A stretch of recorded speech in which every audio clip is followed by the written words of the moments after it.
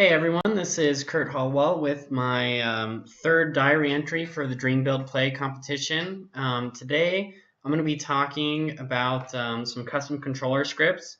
So in the last diary slash tutorial we talked about how to physically design some custom controllers, but today I'm really going to be talking about this custom controller script, which has a few different things.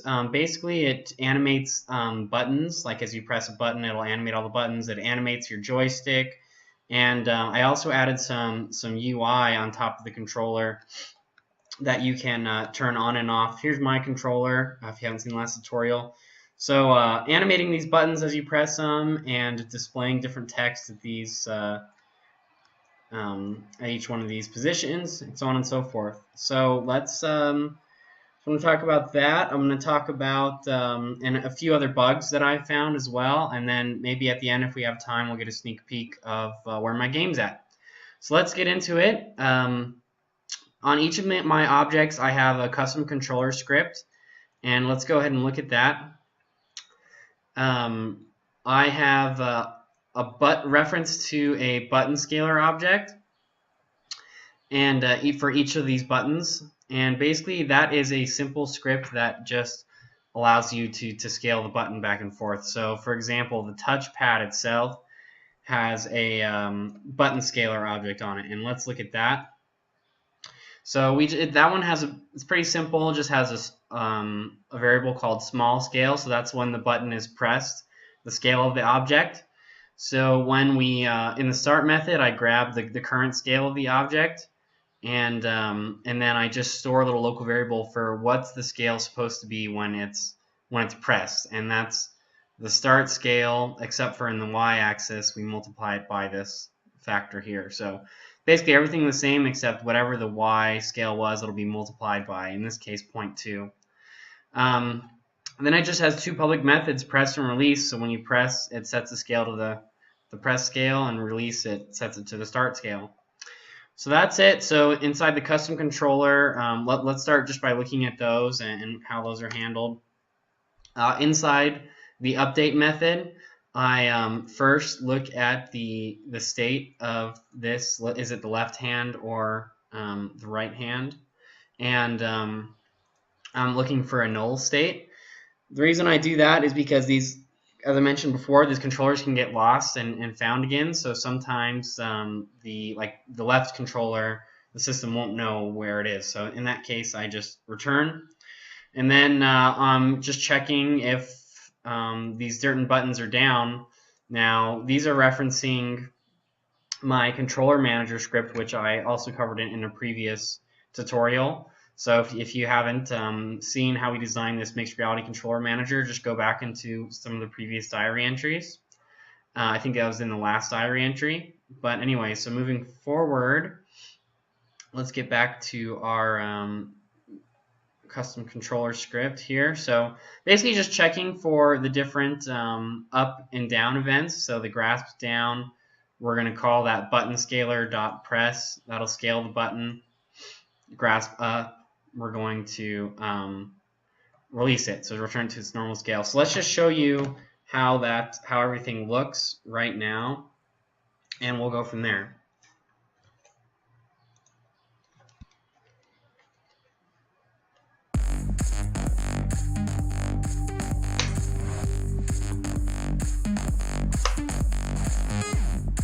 There you go. All right, you should be able to see some controllers floating in front of me,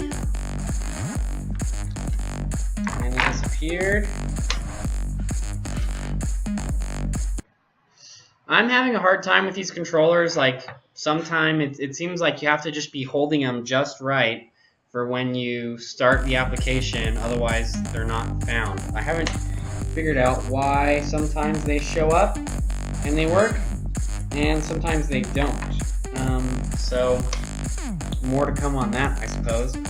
But here's the controllers in game. You can see I've added some lines that are animated. It's actually going to the audio. But what we did today, or what we just looked at, is this scale effect. So as I press this trigger here, it scales it down. If I press the thumb pad, it scales it down and pops it up. And you'll notice I also have a particle effect. I thought that'd be a nice way to just make the controllers a little more fun, is have a particle effect. There's also effect for the touchpad, or if the joystick, if you move to the joystick, just a little particle effect that pops up there. So that's how the controllers look in game. Pretty fun to just make all these particles go crazy. Alright, so let's go back to the script now. So that covers basically how to scale the buttons. There's that button scaler script. Basically, we just check for the state up and down events and scale the button. Call that press or release method on the button scaler object. And then this is this little play press effect. That is what actually emits those particles. So let's look at that real quick. So we pass in a button. So any one of those buttons. We grab the height of that button because we want to play the effects on top of the button, and we get a position for this button press. That's the name of the particle system. That's the button press effect. So this particle system, we move the particle system to the button's position plus like a Y offset based on the height of the button, and then we also rotate the particle effect to be the same in this case, we want the particle effect Z direction to be facing the button's up direction. So that's what this is doing. Depending on what your particle effect looks like, you might need to change that. And then we just play the particle effect. So there's that, pretty quick and easy. One thing I want to talk about is how I got the joystick to animate. So let's look at the joystick object and how I set that up.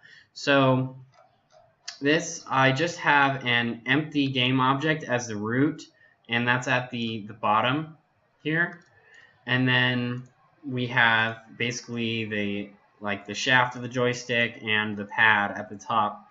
And those are just, basically the thing to mention here is that this is an empty root game object, and the way its orientation is. So it's set kind of in the typical Unity fashion with Z forward, X right, and Y up. So that's how the joystick's set up. I also have this cursor anchor object. That's for when I want to display that particle effect.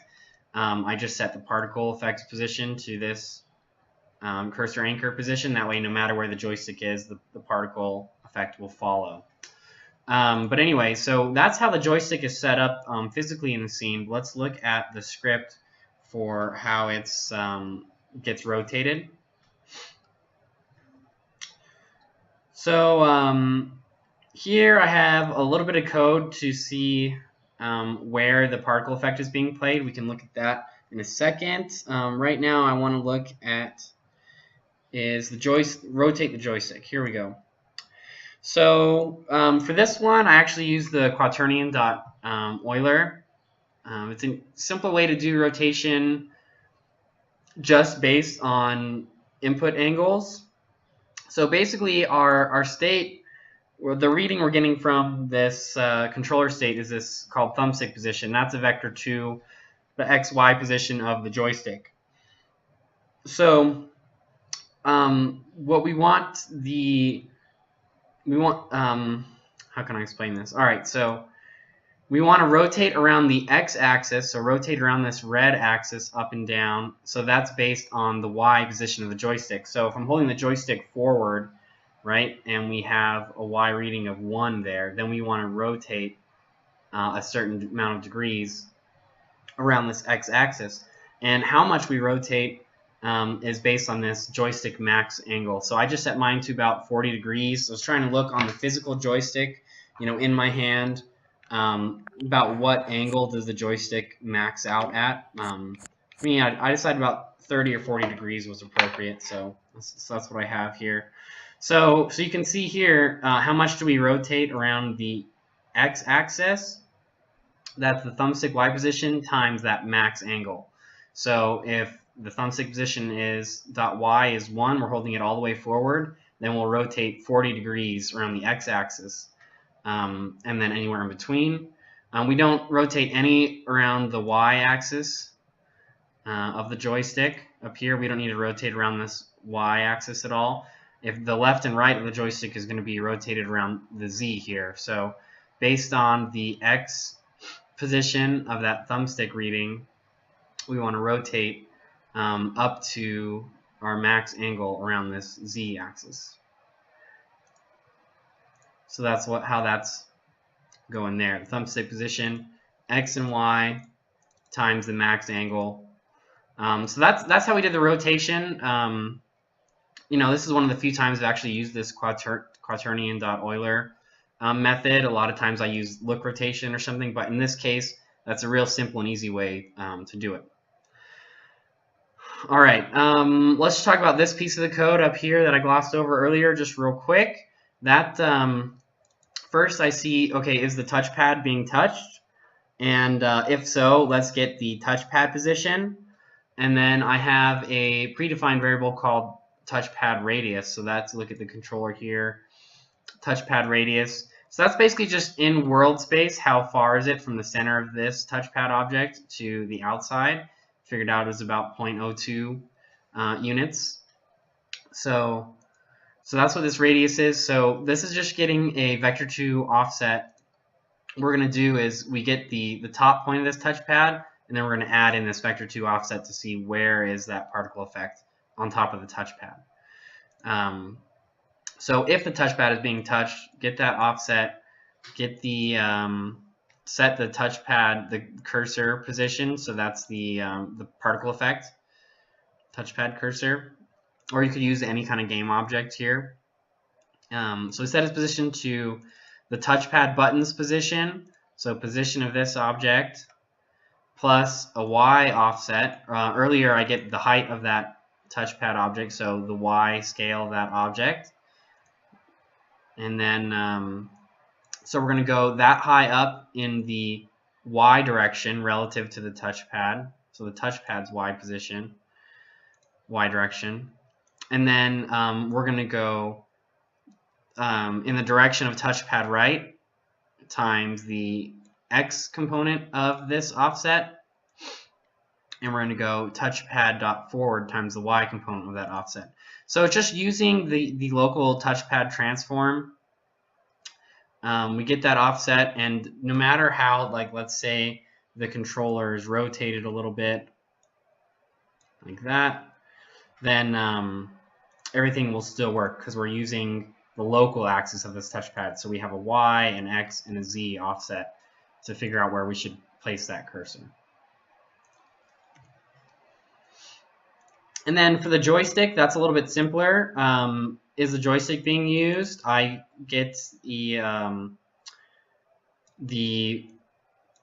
absolute value of the joystick's X and Y position here and here. And if either of them is greater than a certain threshold, which I've set right now, I found about 0.2 is a pretty good value.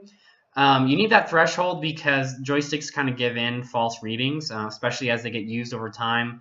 I don't know if you remember using like a Nintendo 64 controller, but over time the joystick kind of just flops over to the side. But all controllers that I've used kind of give a false reading, so even when you're not touching the joystick at all, it might give a reading of 0.1, for example.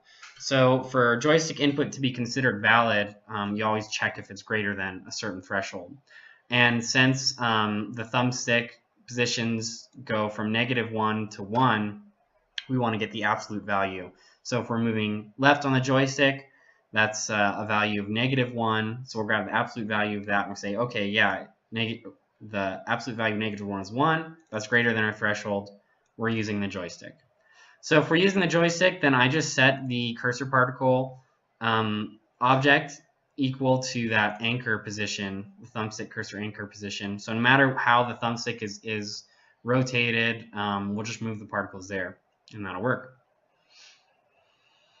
Then I have a little code at the bottom of this update loop for just saying, hey, do we need to play the particle effect or not? You don't need this. If your cursor is something other than a particle effect, you don't really need this. Although, I guess you would need this, but instead of play and stop, you'd want to turn the object on and off. So I'm just saying, do we need to display the cursor? We need to display the cursor if either the touchpad is touched or the joystick is being used. And those are these two variables that I just described earlier. and then we'll say, okay, we need to display the cursor. Well, are we currently displaying the cursor? In this case, is a particle effect playing? If it's not already playing, play.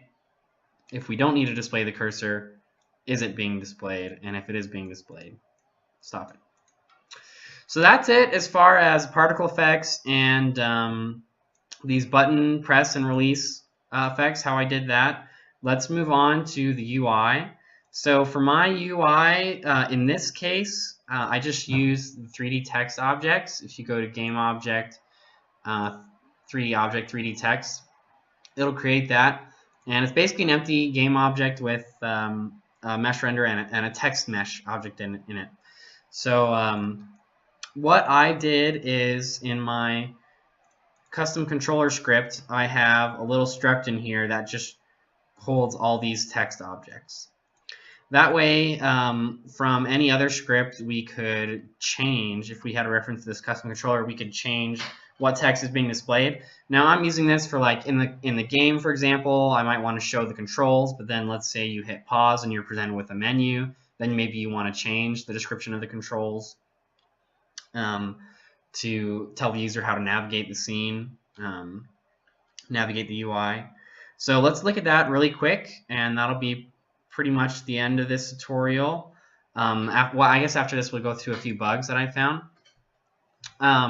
So here's a struct, similar to a class, but you can't initialize variables. It's nice when you just want to combine a few variables inside a little drop-down menu inside the inspector. You know, I don't always want to look at this and have this giant inspector, so just want to group those all together under this little UI struct. And you just have to make it, you could just call system.serializable above it, otherwise it won't show up in the inspector. But here I just have a root object for the text. So you can see here, this is just an empty game object at position and rotation 0, 0, 0. And all the text objects are a root of that. That way we can just turn on and off all the text really easily. And then everything else is just a reference to the text object that I've drag and dropped in for the different buttons, the graph, select, touchpad, so on and so forth. Then I have a couple of methods here like show the game controls. So that will make sure the text root object is on and then set all the descriptions for each button where I want it to be. Or show UI controls, for example, where you're able to navigate with the joystick and use the touchpad or the trigger to interact with the UI. Alright, so that is it. That's pretty much the whole custom controller script. I'm going to add this into the Dropbox folder and post a link below to that where you can get access to all my controller scripts for your own game. Let's go over a few more things before the end. So we've covered these three things. This is NaN. You've probably noticed that about half the time you try and use controllers, you just get flooded with a bunch of errors for is_NaN locations. Like I said, I'm not sure why it happens. I think just if for some reason when you hit play, if the headset can't find the controllers, then you just get a flood of errors inside the console, and sometimes your game won't even work. So to minimize a few of those, I found a lot of them were getting called inside this motion controller visualizer script. Just so you know, under the camera parent, it's on the motion controller object under the mixed reality camera parent. Here's this motion controller visualizer extension. That was my, let's see, no, I'm sorry, it's just under motion controller visualizer. Maybe the extension. Yeah, the extension requires the motion controller visualizer. So here it is. Sorry, I just grabbed the wrong one, but here it is. So in line about 166 of this class, that's where they're assigning state positions. They have a try get position of the controller, and it was assigning that into the controller state. But if this sometimes this try get position returns a NaN variable, and you can check for is_NaN, but there isn't anything built in vector3. You can't say, like originally I wanted to say vector3 dot, is nan, new position. But that's not a method. So, but there is, however, a float dot is nan. So what you can do is check every part. So you could say if the x is nan, or the y is nan, or the z is nan. So I did that and wrote it and placed it inside this generic script. I have one of my projects, I always have this generic script that just has little helper functions that can do little things that aren't built in already, just a bunch of static helper methods. So, is something on the screen? In this case, is something nan. So you could pass in a vector3, and here it goes. It just says, is the x or the y or the z? If either of those is nan, return is nan. And same thing with a quaternion. You just check the x, y, z and this w variable. So that's what I've done here. You could copy paste this part, or just rewrite this on your own, or create your own little generic script. So anyways, if you add in these little if statements here in the motion controller visualizer script, you'll get less errors. Now I'm still having a bunch pop up, and hopefully I'll find a way to get rid of those as well, but they'll be covered in the next diary maybe. Also, I had a Visual Studio IntelliSense bug. So for me, I had, after I imported Holo Toolkit, my IntelliSense stopped working. You probably noticed in the other diary entries, I'm trying to just hack away my code without any of the auto completion or IntelliSense. So that really bugged me, but looking online, I found the solution to that. And if you go under Tools, Import and Export Settings, then you can hit Reset All Settings. And that fixed it for me, just resetting all of the Visual Studio settings. I think the issue might have also been caused by a plugin that I'd recently installed for Visual Studio. So anyways, if you have any IntelliSense issues, you can try that. Also, it's pretty common where you'll create a new class and IntelliSense just kind of stops working in Visual Studio. And I've typically found if you just close out Visual Studio and reopen it again, IntelliSense will open up and start working. Or sometimes you just have to close the project and start that up again. All right, so let's see how we're doing on time here. We have 22 minutes.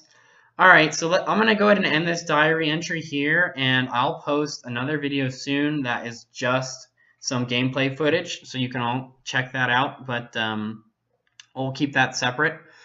So I hope you enjoyed this diary/tutorial, and check out the links below for access to these scripts. All right, happy coding, and if you're entering the competition, good luck.